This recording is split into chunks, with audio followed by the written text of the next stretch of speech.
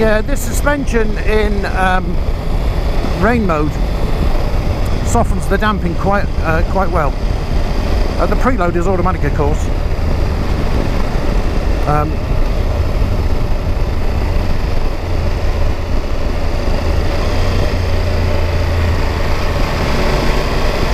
See now here,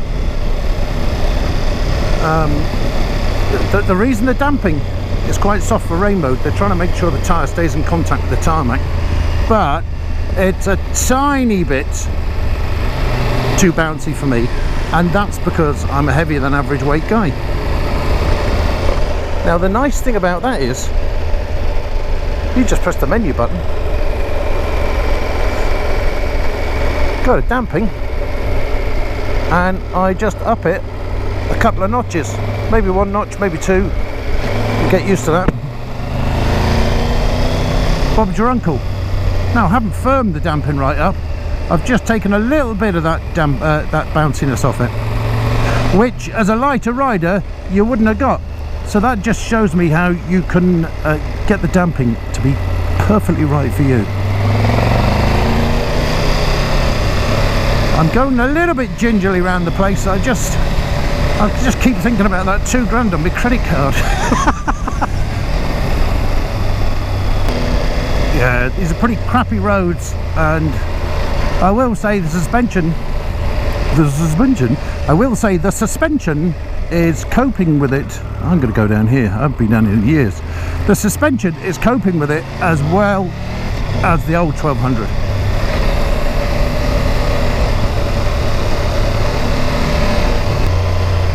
The preload is automatic like the last bike, so you just don't forget about it. Yeah, very nimble this bike.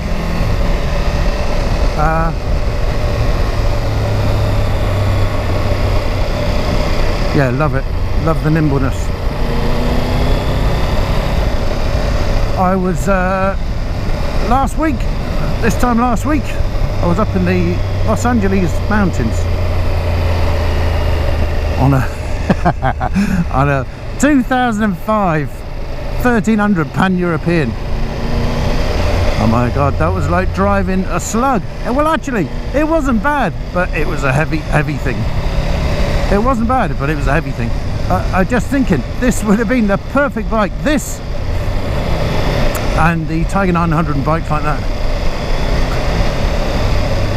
Yeah, this would have been perfect around the Los Angeles mountains.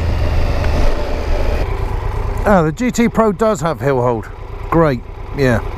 I just wasn't grabbing it enough. Excellent. Wow, and you don't look such a twat coming off hill hold because the clutch action is nicer. It's a shame it's pissing down. I'd like to feel the full 150 horse of this engine. Maybe when I get on a bit of dual carriageway somewhere, I have opportunity. A lot of my riding would be on country roads and stuff, so I did want to kind of check this bike out on Nadri roads. It's that cross between finding something that's perfectly happy on roads like this, but also when you want to get to places like, you know, scoot up somewhere to Scotland or something like that, or up the Northern Ireland. You want that kind of road capability too. That seems to offer this. Yeah, this is very handy.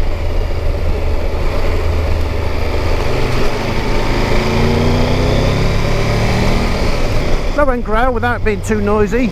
Fairly muted exhaust. I wouldn't bother changing anything. Squirrel! Me! Me, man. Death wish squirrel. ABS works. Isn't that crazy? Should have just killed the squirrel. No, it was a red squirrel. They're rare, aren't they? Haven't the grey squirrels beaten them all up and taken all their lands? I think. Alright there, Jethro. So I'm glad I didn't hit that red squirrel. So this is 245 kilos wet. I'm also thinking of a GS which is 248 or 249 kilos wet. I think I better go back.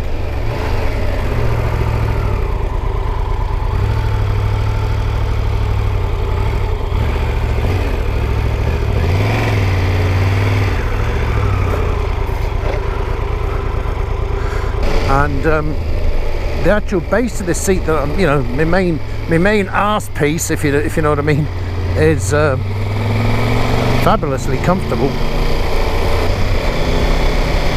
See, if I go into road mode with this and open it up, I'm just going to spin the back wheel. It'll be fairly pointless with all this rain. I'll have to wait till I get to...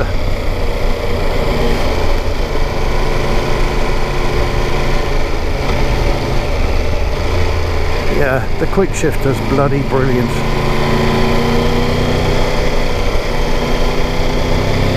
Mid corner, change gear, no worries. Yeah, everything else is the same as the last bike. The menu's just laid out in a slightly different way. You had 3 ways of doing the indicators on the last bike. Now you just got 2 on here. You just got auto and manual. No, yeah, of course I went in and switched the hill hold on, didn't I? Yeah, geez. So there's not too much to look at. It's great. This thing's simple. It's absolutely simple. You'll get to know this in about 2 minutes. So the big difference between this and the GS, whatever riding mode you're in, when you change to a riding mode, the damping goes to a level Triumph suggest. But when you're in that riding mode, you can change it wherever you like, on every single riding mode, on the fly. It's a fantastic system. So if you go 2 up the load of luggage, you actually want to pile it up to sport to control the bike. Cool.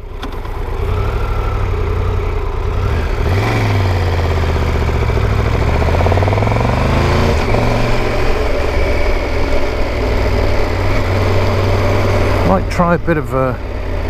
Oh no, that's interesting. It looks like that's staying there as well. On the information tray in the old Gen 3, you'd have this damping along the bottom, and if you change the rider mode, your damping would come up automatically, just in case you wanted to change it. But it looks like that's allowing me to keep that there. So on tour, that's exactly what I would do. Neutral's a bit tricky to get hold of. Right, that's exactly what I'd do. I'd leave my damping like that, so as the road changes, my ad will take off a little bit of suspension adjustment. Oh, I've got my 10 amp DIN port up the front, lovely.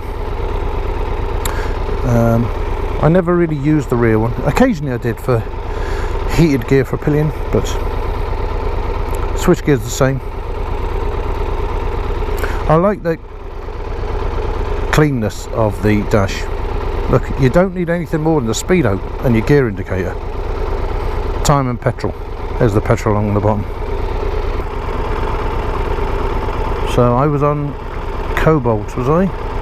Yeah, so there's 2 themes, Cobalt and Furnace. Let's leave it on Furnace. Ooh. Date and time, all the usual stuff. You can put in your rider name. All this bike setup stuff's the same as the last bike. Trip stuff, fuel stuff, great. Okay. This is what we didn't have on the Gen 3. The Triumph never really got around to putting the module on. I'm not too sure I'd be that bothered about that. So let's leave the damping in place. Cool. That's how I would have it. Oh, I'm going to change rider mode, aren't I? Yeah. Rude. And let's stall the bike. Right. Be careful now. Be careful.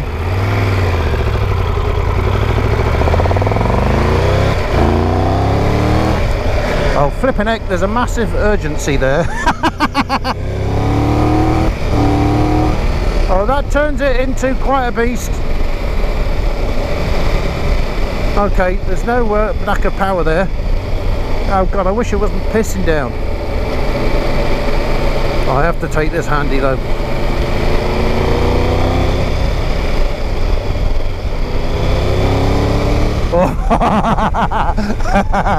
That's bloody lovely.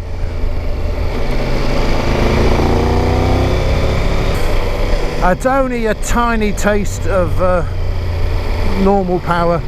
I can't even really go bonkers. It's not my bike.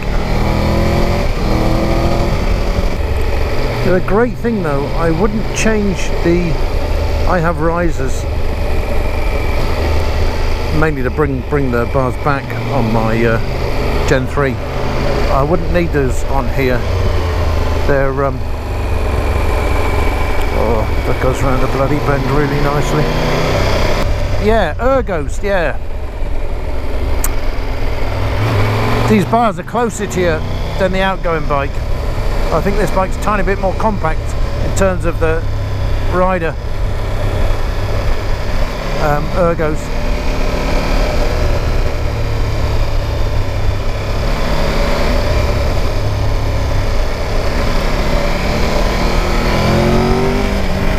Yeah, plenty of punch, and the vibration I'm getting now, look, I'm at 5,000 revs.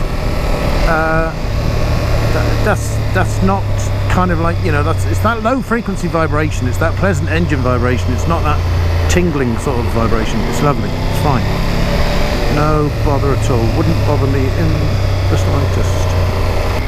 Oh, that went around there so nicely. Yes, look, I'm going to go back to rain mode. Oh yeah, of course, the backlit switch gear in this light. It is a very, very nice feature, I have to say though. I don't ride a lot at night time, so I'm not going to get much out of that, but for somebody who does, it's very nice. Let's go back to rain.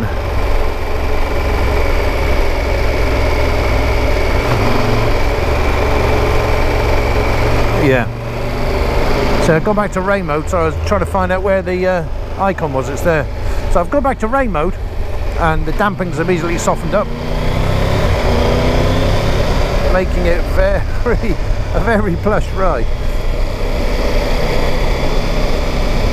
And that's where, if you were touring the load of luggage in rain mode, you would just push back some of that damping. You might customize that rider mode to add a bit more damping, or just to add it on the fly here, because you'd want a little bit more damping. But for solo setup, normal kind of person, the Triumph default's quite good. That's nice actually. The rain mode on this is nice.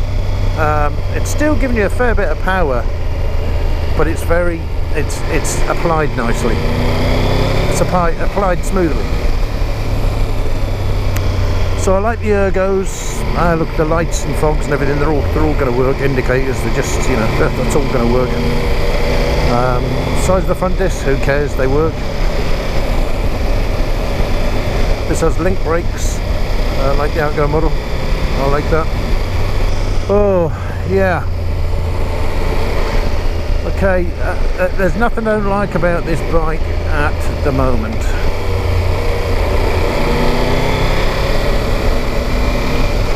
Has heated grips, yeah. Now the only thing I'll say, the Triumph heated grips, I never thought they were that great. Yeah, so I'd be tempted with the entry-level bike. Just add the cruise, which is just changing that switch block, and it's a simple tool to get that switch block off. I've moved them before. Maybe add some Oxford heated grips and add a quick shifter. I'm trying to think what else the GT would give me. Oh, actually, yeah, if I'm doing a bit of two-up, probably the hill hold, and I bet they wouldn't. Yeah, they wouldn't add the hill hold. I've forgotten where I am. They wouldn't add the hill hold on the base model bike. That's how they get you, folks. That's how they get you. And I never thought much of hill hold, as I said before, until I bloody needed it.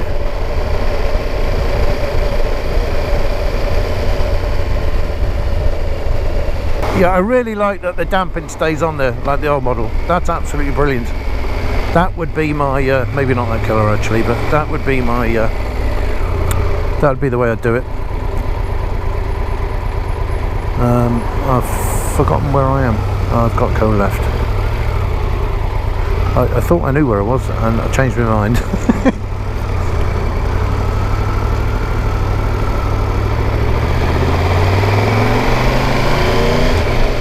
Well, it was time to take the Tiger 1200 out on the motorway and check out some high-speed riding, see how it is stability-wise and the likes of that. It's at this point my GoPro decided to fail, and this is why I only film in little 5 and 10 minute segments, because if a file is going to fail, you're just going to lose 5 or 10 minutes worth of video rather than your whole shoot. So I was very lucky, I only lost one file. But anyway, more about that.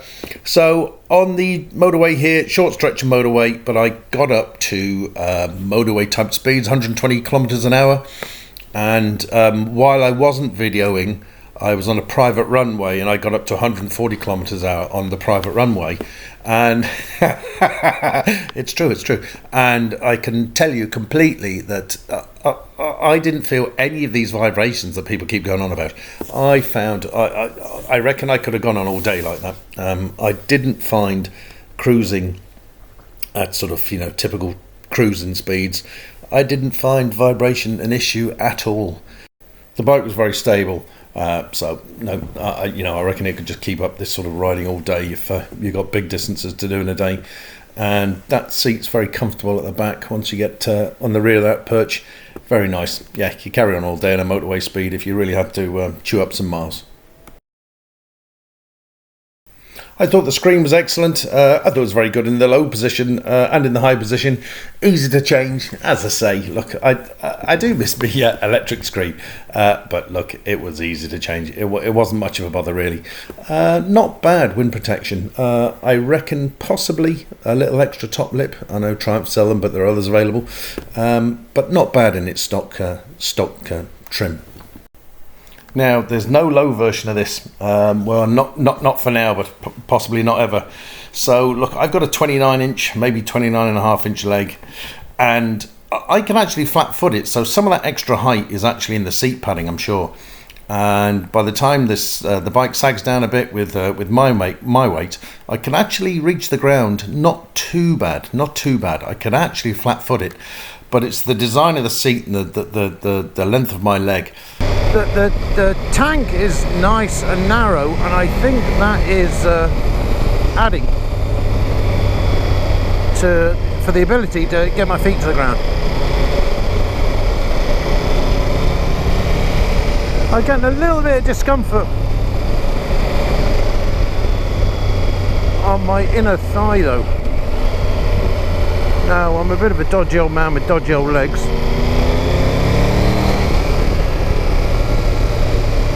But it's possibly just my body getting used to a new stance. I found I was pushed towards the front of the seat a bit too much and straining on the thighs to get my feet to the ground. Now, that's my problem, having the leg size.